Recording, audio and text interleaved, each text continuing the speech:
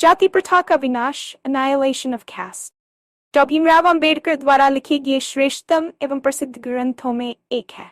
का प्रकाशन वर्ष 1936 में हुआ। इसमें तत्कालीन जाति व्यवस्था का घोर विरोध किया एवं उस समय के धार्मिक नेताओं का भी विरोध किया गया। ये कैसा भाषण है जिसको सार्वजनिक रूप से पढ़ने का मौका उन्हें नहीं मिला। भाषण लाहौर के जाट पाथोड़ मंडल की ओर से उनकी वार्षिक कॉन्फ्रेंस में उनको मुख्य भाषण करने के लिए न्योता मिलने के बाद लिखा गया। दोस्तों, पिछली वीडियो में हमने बाबा साहब का जात पाथोड़ मंडल को लिखा गया जवाब सुना कि किस प्रकार जात पात थोड़क मंडल ने बाबा साहब को मनाने की कोशिश की, लेकिन बाबा साहब ने न तो अपने भाषण के शब्दों में कोई बदलाव किया, न ही बाबा साहब ने कोई समझौता की। इस वीडियो में बाबा साहब का वो भाषण जो बाबा साहब जात पात तोड़क मंडल के हाजीज के वार्षिक सम्मेलन के लिए तैयार किया था, लेकिन जात पात तोड़क मंडल की हठधर्मिता के कारण ये भाषण दे नहीं पाए। इस वीडियो में आप उनके भाषण का दूसरा भाग सुनेंगे।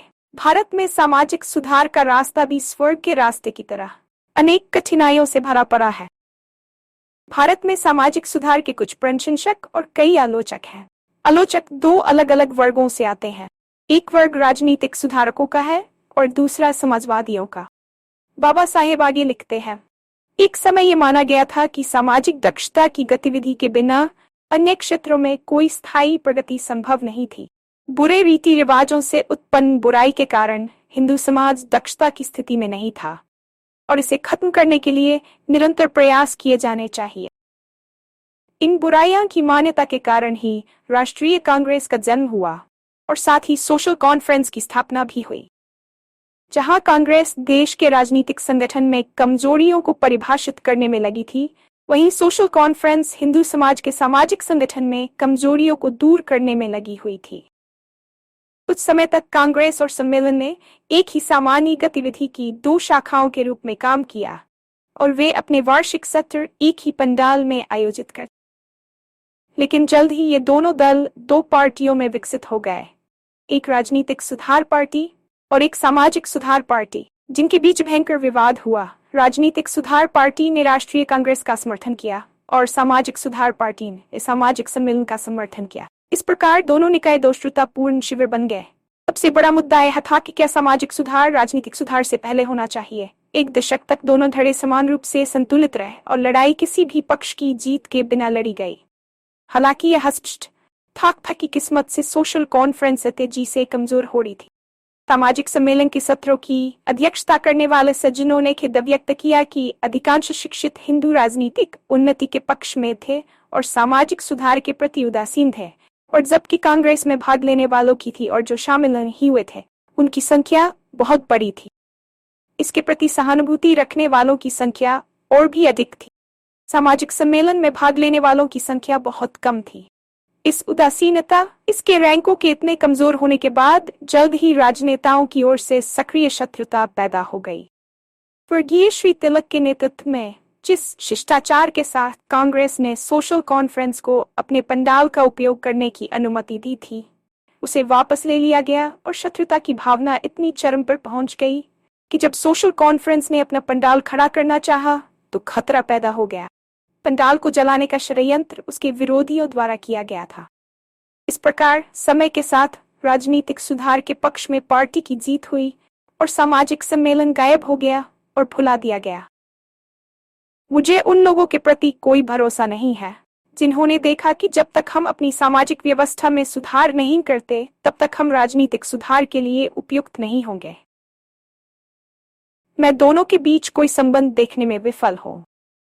क्या हम राजनीतिक सुधार के लिए उपयुक्त नहीं हैं क्योंकि हमारी विधवाएं अविवाहित रहती हैं और हमारी रखी शादी अन्य देशों की तुलना में पहले कर दी जाती है, क्योंकि हमारी पत्नियां और बेटियां हमारे दोस्तों के साथ घूमने नहीं जाती, क्योंकि हम अपनी बेटियों को ऑक्सफोर्ड और कैम्ब्रिज नहीं भेजते हैं।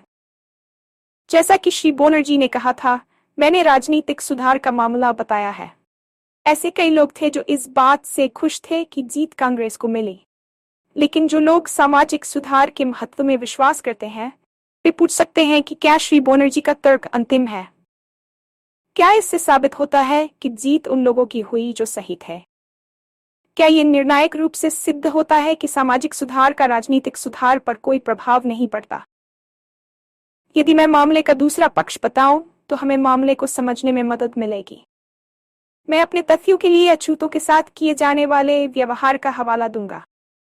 मराठा देश में पेशवाओं के शासन के तहत अछूतों को सार्वजनिक सड़कों का उपयोग करने की अनुमति नहीं थी।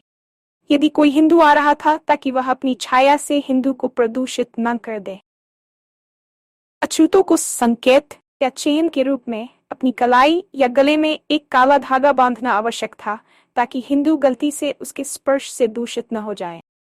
पेशवा की राजधानी पूना में अछूतों को अपनी कमर में झाड़ू लटकाकर उस धूल को साफ करना पड़ता था जिस पर वह चलते थे ताकि उस पर चलने वाला कोई हिंदू दूषित न हो जाए। पूना में अछूतों को अपने थूक को रखने के लिए अपनी गर्दन में एक मिट्टी का बर्तन लटकाना पड़ता था ताकि उनका थूक पृथ्वी पर गिरने से कोई हिंदू दूषित न हो जाए जो अनजाने में उस पर पैर रख दे। मुझे हाल के कुछ और तथ्य जोड़ लेने दीजिए। इस विषय में मध्य भारत में अछूत समुदाय बलाई पर हिंदुओं द्वारा किया गया अत्याचार मेरे उद्देश्य को पूरा करेगा। इसकी एक रिपोर्ट आपको 4 जनवरी NEG डॉक्यूमेंट्स के टाइम्स ऑफ इंडिया में मिलेगी। टाइम्स ऑफ इंडिया के संवाददाता ने बताया कि उच्च जाति के हिंदू अर्थात खलोता, राजपूत और ब्राह्मण, जिनमें कनारिया, बिचौली गांवों के पटेल और पटवारियां भी शामिल हैं, हफ्सी, बिचौली, मर्दाना और इंदौर जिले के लगभग 35 अन्य गांवों ने अपने अपने गांवों के बलाइयों को सूचित किया कि यदि वे उनके बीच रहना चाहते हैं तो उन्हें निम्नलिखित नियमों का पालन करना होगा। नंबर 1, बालाइयों को सोने की फीते वाली किनारी वाली पगड़ी नहीं पहननी चाहिए। नंबर 2, उन्हें रंगीन या फैंसी बॉर्डर वाली धोती नहीं पहननी चाहिए। नंबर 3, उन्हें किसी भी हिंदू की मृत्यु की सूचना मृतक के रिश्तेदारों को देनी होगी, चाहे वे रिश्तेदार कितने भी दूर क्यों न रहे हों। नंबर 4, सभी हिंदू विवाहों में बलाइयों को बारातों से पहले और विवाह के दौरान संगीत बजाना चाहिए। नंबर 5, बलाई महिलाओं को सोने या चांदी के गहने नहीं पहनने चाहिए। उन्हें फैंसी गाउन या जैकेट नहीं पहनना चाहिए। नंबर 6, बलाई महिलाओं को हिंदू महिलाओं के कारावास के सभी मामलों में उपस्थित होना चाहिए। नंबर 7, बालाइयों को पारिश्रमिक की मांग किए बिना सेवाएं प्रदान करनी चाहिए और एक हिंदू जो भी देने में प्रसन्न हो उसे स्वीकार करना चाहिए। नंबर 8, यदि बलाई इन शर्तों का पालन करने के लिए सहमत नहीं है तो उन्हें गांवों से बाहर जाना होगा। बालाइयों ने अनुपालन करने से इनकार कर दिया और हिंदू तत्व उनके विरुद्ध आगे बढ़े। बलाइयों को गांव के कुओं से पानी लेने की अनुमति नहीं थी। उन्हें अपने मवेशियों को चराने के लिए जाने की अनुमति नहीं थी। बलाइयों को किसी हिंदू के स्वामित्व वाली भूमि से गुजरने पर प्रतिबंध लगा दिया गया था ताकि यदि बलाई का खेत हिंदुओं के स्वामित्व वाले खेतों से घिरा हो तो बलाई को अपने ही खेत तक जाने की अनुमति न हो। हिंदुओं ने भी अपने मवेशियों को बलाइयों के खेतों में चरने के लिए छोड़ दिया। बलाइयों ने इन उत्पीड़नों के विरुद्ध दरबार में याचिकाएं प्रस्तुत, लेकिन चूंकि उन्हें समय पर कोई राहत नहीं मिल सकी और उत्पीड़न जारी रहा, सैकड़ों बलाई अपनी पत्नियों और बच्चों के साथ अपने घरों को छोड़ने के लिए बाध्य हुए जिनमें उनके पूर्वज पीढ़ियों से रहते थे और आसपास के राज्यों में पलायन करने के लिए मजबूर हुए। पार, देवास, बागली, भोपाल, ग्वालियर और अन्य राज्यों के गांवों में उनके नए घरों में उनके साथ क्या हुआ ये फिलहाल हमारे विचार से बाहर हो सकता है। गुजरात की कविता की घटना पिछले साल ही हुई थी। कविता के हिंदुओं ने अछूतों को आदेश दिया कि वे अपने बच्चों को सरकार द्वारा संचालित सामान्य ग्रामीण स्कूल में भेजने पर जोर न दें। हिंदुओं की इच्छा के विरुद्ध नागरिक अधिकार का प्रयोग करने का साहस करने के लिए कविता के अछूतों को कितनी यातनाएं उठानी पड़ी, यह इतना सर्वविदित है कि विस्तृत विवरण की आवश्यकता नहीं है। एक और घटना गुजरात के अहमदाबाद जिले के जानू गांव में है। नवंबर 1965 में संपन्न परिवार कुछ महिलाओं ने धातु के बर्तनों में पानी लाना शुरू कर दिया। हिंदू अछूतों द्वारा धातु के बर्तनों के उपयोग को गरिमा के अपमान के रूप में देखते और अछूत महिलाओं पर उनकी अभद्रता के लिए हमला करते थे। ताजा घटना जयपुर राज्य के चकवाड़ा गांव की बताई जा रही है। दोस्तों, भाषण का अगला भाग यानी तीसरा भाग शीघ्र ही पब्लिश किया जाएगा।